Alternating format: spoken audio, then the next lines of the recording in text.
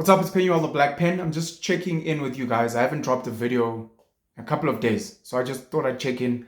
I hope you guys are having a great and blessed festive season. Those of you that are working over the festive season, thank you so much for committing to work. I hope you will rest at some point, but we appreciate you guys because those of us that are on holiday, we obviously want to go to a shop where someone's working. We want to go to a fuel station where there's a petrol attendant.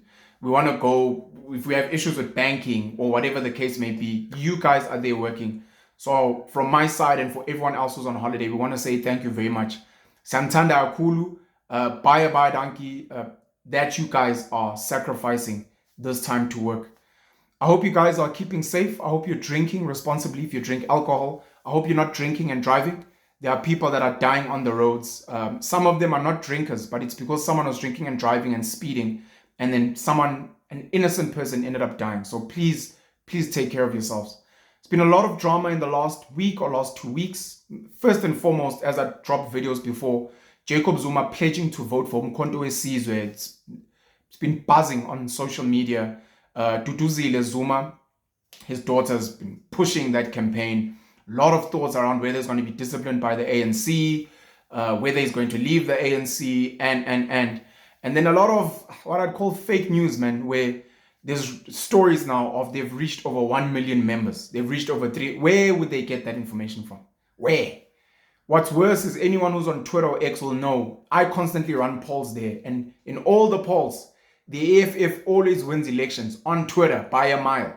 In the real world, it doesn't work like that. So even if you were to go to Twitter and ask people, who would you vote for? You might get an outcome which is not reflective of real life. I ran polls which are really interesting on if people are going to be voting for Umkhonto weSizwe, and a lot of people jumped in and they said yes. So that's been quite interesting for me. I want to read a piece for you that I wrote on Twitter on X. My Twitter on X is pretty dope. I write some long pieces there, but I think a lot of them do like better views than some of your favorite newspaper articles. Just waiting for this thing to load. I need to get better internet. So I want to read this piece on tribalism because the criticisms of Jacob Zuma, I'm going to read the piece. It's okay. Lota pele, how cheat. Okay. I'm just going to wait for it to load. But I ran these polls around whether people are going to be voting for the MK party or not. And I was surprised at the votes. They were pretty high. A lot of people who felt like they didn't want to vote for the ANC, but they wanted to punish the ANC, didn't know who to vote for. Some were saying that they're going to vote for the EFF. Some were saying they're going to vote for the ATM and other parties. And they feel like Umkhonto weSizwe is now giving them a chance to actually vote for someone else. It's opening so slowly and it's really, really annoying me. Let me see here. Tribalism won't end. I wrote this 2 days ago. Let's see here. On the 20th of December, at 5:37 G's in the morning, Penzo. As I make this video on Friday morning, what's the date today? 22nd. I think it's the 22nd. As I make this video in the morning, it's at 176,000 views with over 1,000 likes. Tribalism won't end. I think we need to accept this fact and learn to work around it. There are people that hate Jacob Zuma. They seem to have very legitimate reasons. When you interrogate how they feel about Nelson Mandela, Thabo Mbeki, or Cyril Ramaphosa, using some of their mistakes or failures, their reasoning becomes very biased, whether they like the gents or not. I'm starting to think accepting racism and tribalism is more progressive than hoping that people are objective. Because I think 70% or 90% of them are simply not. They're simply not objective. Some people genuinely believe that I support Jacob Zuma because he is Zulu and I was raised Zulu, even though I've left the Zulu nation. But then they become funny when I ask them to explain why I support Donald Trump, why I support Vladimir Putin, why I support AfriForum or Orania, or Stephen Bantu Biko, or Chris Hani, or Xi Jinping, or Siya Kolisi and other non-Zulu figures. Tribalism is not going to end. And most people are tribalists, including AmaZulu and all the tribes that dislike Zulu people. I think I need to stop being delusional and expecting better from people, including so-called intelligent people. And it opened up a lot of engagements, 273 comments. But it was to highlight that, and I saw Loiso Kola, I think I saw 2 tweets from him bashing Jacob Zuma, and I responded to one, and I was like, I think you really hate this guy, because Jacob Zuma, unlike Nelson Mandela, Thabo Mbeki, Kgalema Motlanthe, Cyril Ramaphosa, he has not been attacked as aggressively as other ANC leaders. Of course, it may be because of his own issues, the rape case, Nkandla money, the links with the Guptas, and. Like I said, there are legitimate reasons to hate the guy. But when you have to look at him, maybe a Trevor Noah, and other people's criticisms of Cyril Ramaphosa, they are not treated the same, with the same anger and disgust. It is literally like, this guy's a problem, and it might be because of. You have to try and see, because it's not just Loiso Kola, and I'm really not accusing him of tribalism, but you look at a lot of the comments of the people bashing Zuma, of the people supporting Zuma, and a lot of people supporting him because he is Zulu. A lot of people that are going to be supporting Umkhonto weSizwe just because it is seen to be a Zulu party. Tribalism is real. Tribalism is real in this country. And even before colonizers came, we had fights amongst different tribes. Even amongst white people, Russia and Ukraine, you look at the Anglo-Boer War, the Afrikaners and the British, there are fights even between white people. You look at the world wars as an example. So I'm thinking in my head, there's a chance that it won't end. Obviously, we'd need to put in a lot of work, which we're not doing. We are not teaching tribalism in depth at schools. We are not teaching racism in depth at schools so that people can understand and work on their prejudices. So it's almost, for me, it's like it was a moment for me to be like, maybe I need to accept it so that I can maneuver around. Maybe AfriForum is a racist institution. I'm like, okay, let me accept that and say AfriForum is a racist organization. Now that we've accepted that, how can I learn from AfriForum? How can I work with AfriForum and be like, look, they are currently doing service delivery. Let me go and help. They might be racist, but we're here for a common purpose, which is to cut grass, to close potholes, to try and fix this country. Orania as a project, it may be racist, of which a lot of people accuse the guys there of being racist. Let's assume that you're right. It's racist. But what can we learn from Orania? They've gone off-grid. They've built this space for people of the same culture to live together in a safe space where they are working for themselves, self-doing, self-sustenance, doing for yourself. AmaZulu maybe are tribalistic, aggressively so. They're so tribalistic. They look down on the Chitsonga, on the Bavenda, they look down on AmaXhosa. Okay, what can we learn from AmaZulu? Look at the Zulu dancing. Look at how they've managed to really, really take hold of the taxi industry. Look at their passion for some of their beliefs. And so you're like, okay, they are tribalist, but I love their dance. I love their wear. I love maybe even the language. Because ek praat Afrikaans, I might meet racist Afrikaans people. That doesn't mean I'm going to stop speaking the language or learning the language. It is a beautiful language and it allows me to connect with amazing Afrikaans people. I am not going to stop speaking isiZulu just because they are tribalist Zulu people, because it is a beautiful language from a beautiful culture. I will not stop learning and engaging in people that speak Sesotho, because there are so many amazing Sotho people. And so I'm almost getting to a point where I'm like, I'm accepting people for the rubbish, including xenophobia, including homophobia, the rubbish that they are, and saying, now that we've accepted that you have these prejudices, let us now focus on the other things so that we can pull together. Yeah, that was one of them. There was a video that was trending. It was posted by a person called, this is their handle, Skuchan_ZA on Twitter. They've also got their name as Skuchan. This video is done as I make this video. Over 23.5 million views. That's insane on any level. 13,600 likes, 5,508 quoted retweets, 3,863 normal retweets. So I've been watching this, I've been engaging some of the people that were speaking about this video, and eventually I did my own piece. It's a video of a lady who seems to be doing well in her career. She has a child, she has a beautiful home, she seems to have a good time with her friends, but she's crying. She woke up in the darkness of morning, took a drive around Joburg, speaking about how she doesn't understand why she's struggling in love. Why she's struggling in love. And some of the big takeouts from the comments were, women in South Africa, black women, seem to be delusional in the type of man they're looking for. The super rich, super good looking, super successful, super powerful, famous guy you're looking for, there are many other women that want him and that are with him. of which maybe that's a conversation for polyamory or polygyny. Are you willing to share Patrice Motsepe because he is a unicorn? Or do you want your own man who has no other woman, no other children? You're 35, he's 40, he's been saving himself for you. And people are saying that is delusional, and a lot of black women are miserable and sad because their expectations and standards are unrealistic. And they sometimes look down on good men because they maybe work as a plumber, maybe they work in construction, maybe they work as a petrol attendant. A good man who's going to be loyal to you, who's going to help you build a family because he doesn't drive a Mercedes-Benz, because he doesn't speak English from a private boys' school, etc. So that was one of the takeouts. Another takeout was a lot of women are sad, man, and miserable, and relationships are hard. And a lot of men are hurting women. A lot of good women are being hurt by men who go use them, go exploit them for money. I mean, you can imagine this woman is doing well in her career. Some opportunistic guy is going to get into her DMs, pretend to be dating her so he can exploit her success. There's something called a hobosexual, a guy who goes around dating women just for a place to stay.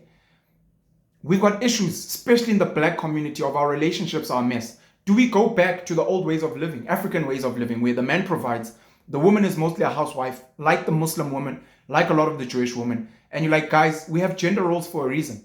The tried and tested, let's go back to old school. This woman must humble herself, find a man who's a provider, and submit to him, even if he has another wife, another girlfriend, etc.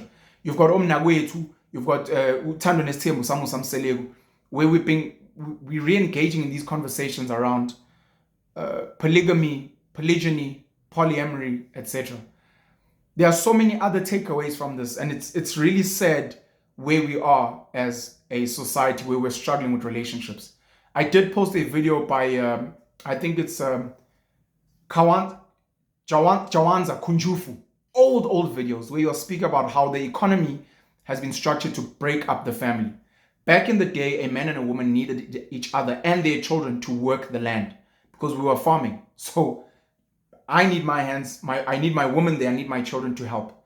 Then we moved, the economy shifted, where all of a sudden I needed to move to a mine, to a factory, to a work, and I left my woman behind with the kids to fend for themselves. So we're breaking the family structure.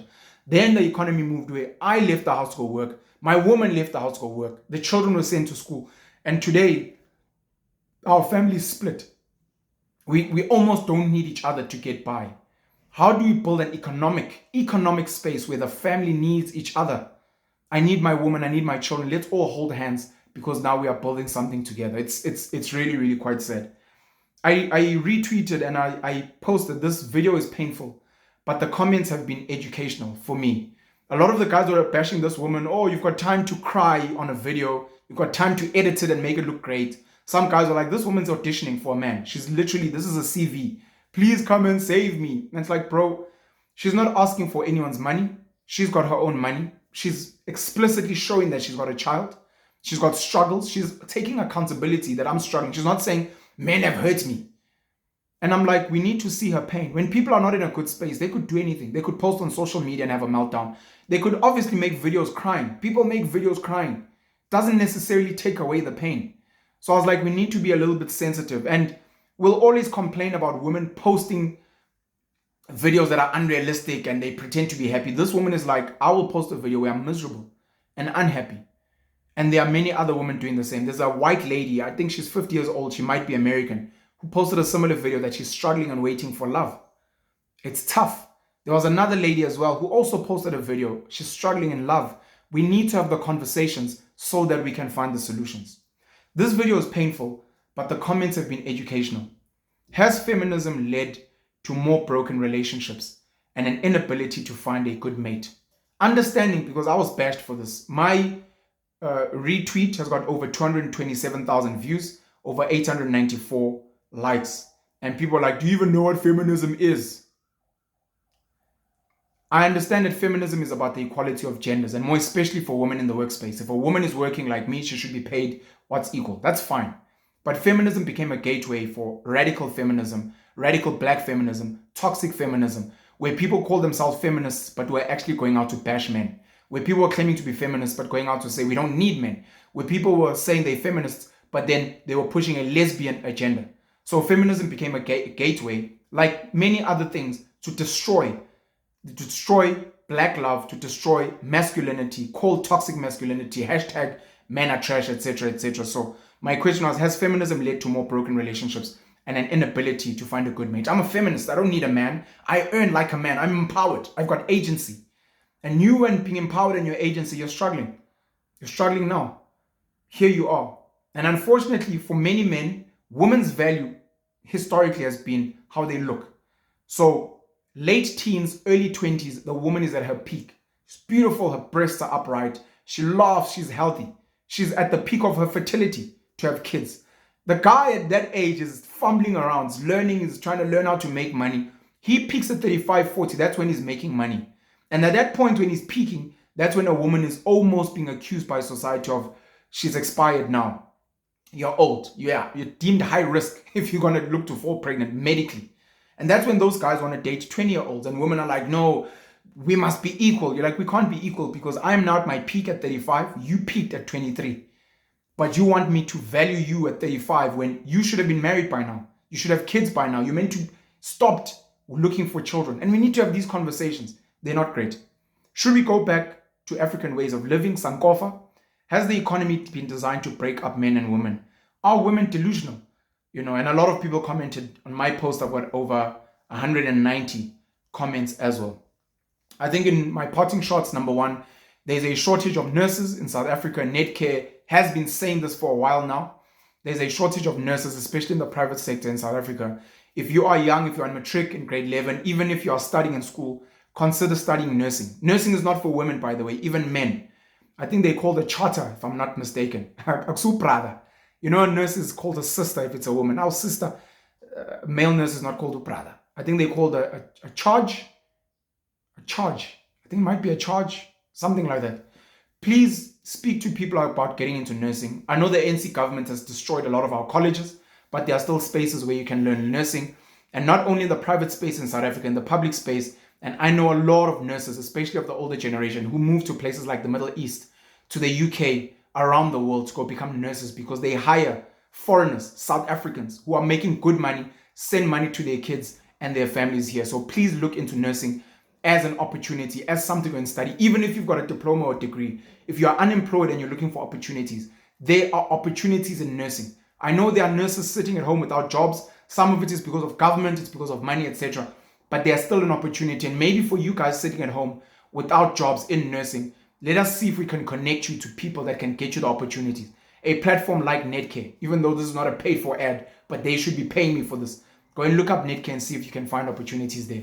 The scandals around TD Jakes, which is really, really sad. Pete Diddy has been accused of sexual, I don't know if it's sexual assault, sexual misconduct, etc. by Cassie, his ex-girlfriend, if not ex-wife. That case is ongoing. I think they look to settle out of court. I'm not really sure. But now TD Jakes has been linked to that because he's attended maybe one or a few of Diddy's very, very famous or infamous parties now. And he's been accused of being a power bottom, of being gay and getting up to mischief with boys. Something that a lot of your senior politicians have been accused of here, that apparently he's been having sexual relations with boys. And it's trended on social media. People laughing, watch out for the pastors. And I'm a huge fan of TD Jakes, of his talks, of his speeches, of his view on life. I love TD Jakes. If you get a chance, please go watch The Enemy is After the Man, a sermon by TD Jakes. The Enemy is After the Man, where he speaks about the systems and the elite are constantly trying to destroy the man because they know that when the man is weak, you destroy society. It's in line with what we're speaking about now. You've got a situation where men are unemployed. Men are addicted to drugs. Men are abusing alcohol. Men are beating up their women with domestic violence out of their frustration. Men are xenophobic, homophobic. They keep blaming the white man, but they refuse to buy from black businesses and. So the enemy is after the man, and this might be a case where TD Jakes is now being attacked. I don't know if he's innocent or guilty, but I love TD Jakes, and I'm just saying, please go and watch that sermon. I'll post a link if I can find it in the description below. Have a great and blessed day. Please stay safe this festive season. Go and visit family, friends, learn about your family history. If you're running a business, good luck pushing your business and your hustle. Pen you out the black pen. Let's catch up, let's chat, let's grow, let's develop together. Ngiyanithanda kakhulu. Geniet your dag. Have a great day. Ipene ensu. Cheers.